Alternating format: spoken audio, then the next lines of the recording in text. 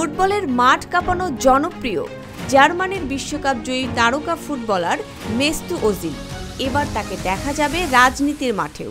২৪ ফেব্রুয়ারি সোমবার সংবাদ মাধ্যম ফ্রান্স 24-এর তথ্যে বিষয়টি জানা যায়।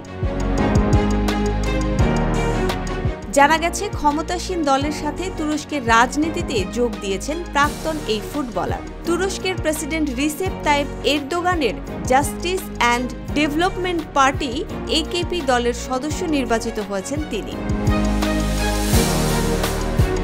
প্রতিবেদনে বলা হয়, আঙ্কারায় অনুষ্ঠিত এক কংগ্রেসে একেপির কেন্দ্রীয় কাউন্সিলের সদস্য হন ওজিল। এর আগে ২০২৩ সালে ফুটবল থেকে অবসর গ্রহণ করেন তিনি। তবে দীর্ঘদিন ধরেই এরদোগানের সমর্থক ছিলেন ওজিল।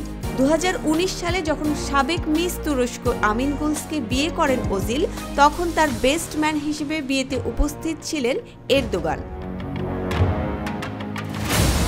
পূর্বে ওজিল জার্মান ফুটবল অ্যাসোসিয়েশনের বিরুদ্ধে বর্ণবাদের অভিযোগ আনেন। তখন ওজিলের এমন অভিযোগ নিয়ে ব্যাপক সমালোচনার মুখোমুখি হন জার্মান সরকার।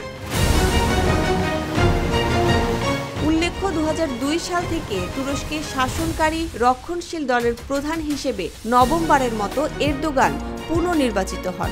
ওজিলকে নিজের দলে আনার পর তুরস্কের জনগণ বিষয়টি কিভাবে নিচ্ছেন সেটি এখন দেখার বিষয়। তবে তুরস্কে সাবেক এই ফুটবল তারকার জনপ্রিয়তা বেশ ভালো বলেই দাবি করছেন রাজনৈতিক বিশ্লেষকরা।